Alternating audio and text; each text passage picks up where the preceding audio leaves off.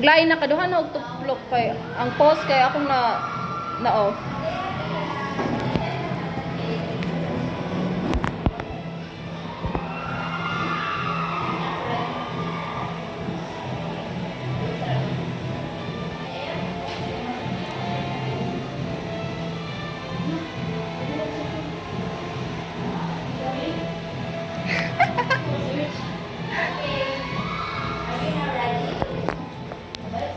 Balik na gud sa kuan Glay.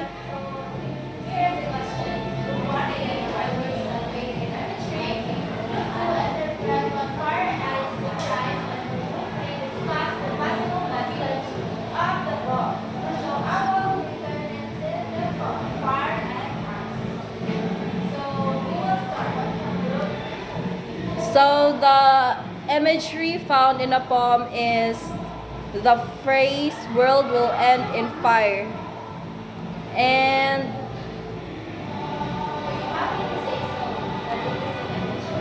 because we can imagine a world ended in fire.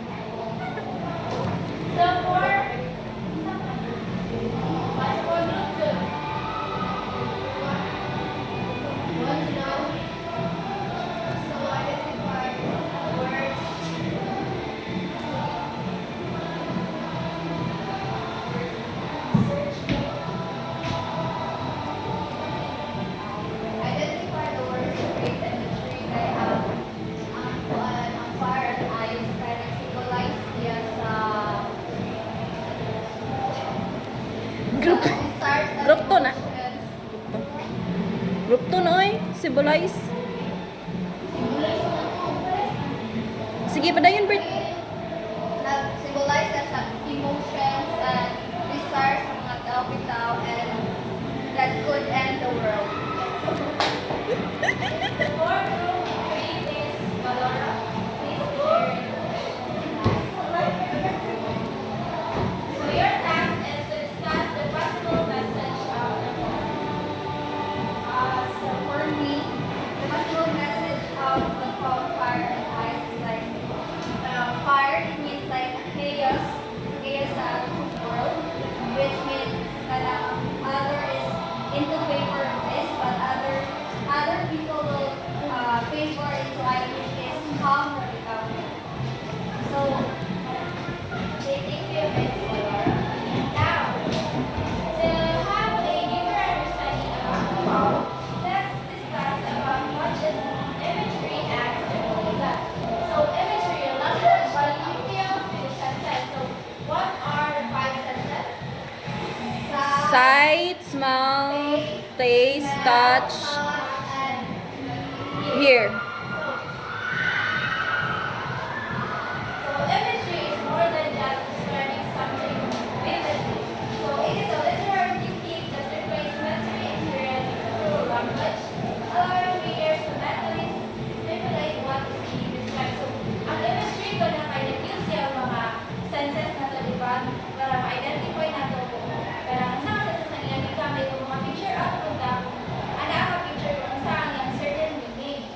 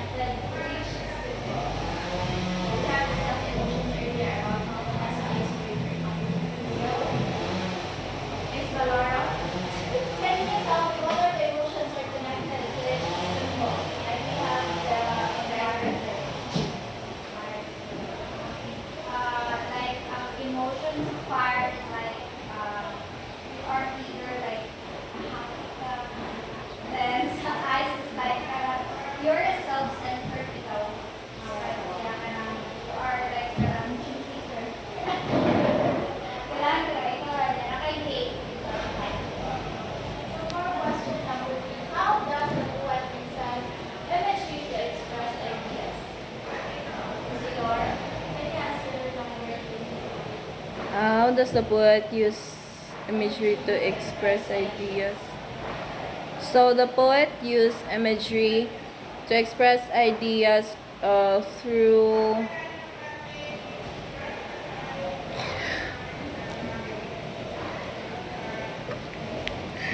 through through kanang through through using the senses. We have the five senses as you have discussed or you have said earlier. So it bitaw strengthen the meaning of the poem. Very good. So, before we will delve into another activity, allow me to present to you the real meaning of this fire and ice. So first, so I will discuss the meaning of these lines. So, some say the world will end in fire. So, dili siya literal na kanang world kay nagtayo end ko ang world kay nagtungkol sa mga kayo. So, deeper meaning niya ay some say the world will end in fire kay or ang tao bitaw kay mamatay tungkol sa iyahang pagdating. Tungkol sa world kanang laog nito siya o kanang mga bitaw. Kasi gusto lang ang mga. So, another some say ice. So, ang others ko na niya nagsasabi na ito sila ang ubang tao mamatay tungkol sa self-centered wala sa economics valoro dahil nga self-centered na sa katao namatay na lang siya pero self-centered na hapon siya dili bitaw siya pamaong tabang sa ubang tao and then from what I face na nag-desire I hold the those who favor fire so tungkol sa kaniyahang mga naatian naka-realize siya na in favor siya sa fire kaya ano ang definition niya sa fire na sa symbolism kaya nasa desire and passion though ang desire and passion kaya lead niya into greediness kaya nasumuraan ito siya kaya o nasumuraan siya ka-eager na makuha kaya happy todo na lead into on greediness. So but if it had to nourish Christ, I think I know enough faith. So if the world dies twice, if kita nag-aangkaw, mamatay ka duha, naarami ka kaya idea nga, kaning mo ni ang pamatiyan. So if you decide kung saan mo ibuhat. So di ba man nagkaka-idea nga, kani kayo namatay ko tungkol sa greediness. Yeah. Bakit ko maghapon ito na? Nanakay second life. So di ba lilit na? So I think I know enough faith. So tungkol sa kung first siya namatay, ubali siya ito faith. But lesson dito niya kay Lord, ang ganang certain na person kay hindi siya kay bawa sa center. Reto na sa internet nila ang certain person. So, to say that for destruction as is also great and also Christ. So, ang Arsin. first means like, Arsin. ubali siya to be enough, to be care or like, ang certain katawin na siya isong test na sa eternity. Like, di ba siya, ang iyang passion kay ma-achieve niya, so hindi siya dapat tinakot. So, ang iyang pagka-self-centered, di ba, okay naman ang tawag tinakot ang tawag self-centered, but dili kanunay, dili man tanan ng tawag, kinunan mo na ang mga tao. So, self-centered ka in terms of mga academic studies, self-centered juga na, but dili man ka na, asas mo dyan, marihaman mo learnings na na-acquire, but it is okay na kanang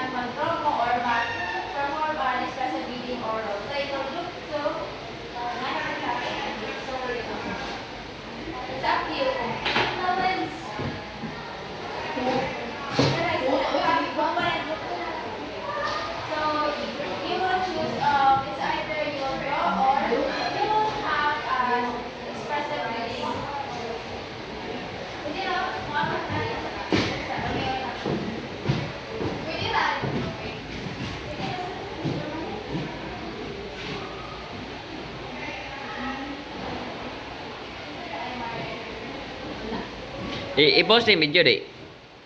Oh.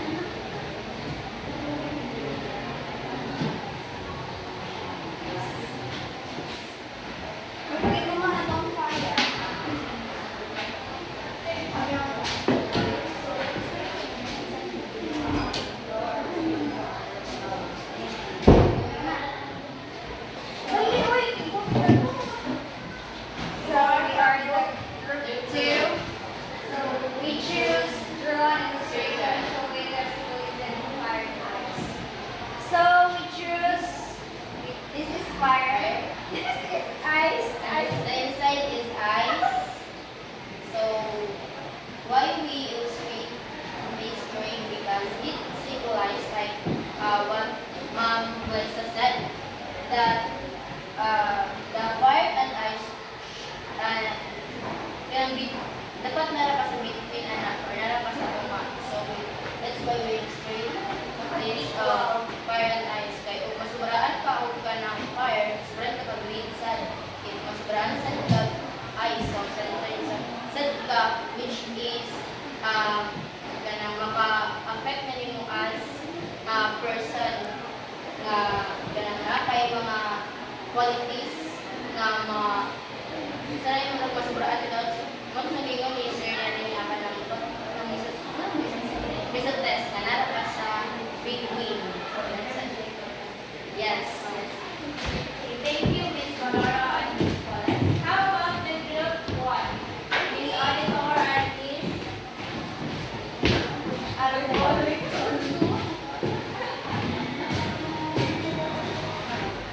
Please, Taray.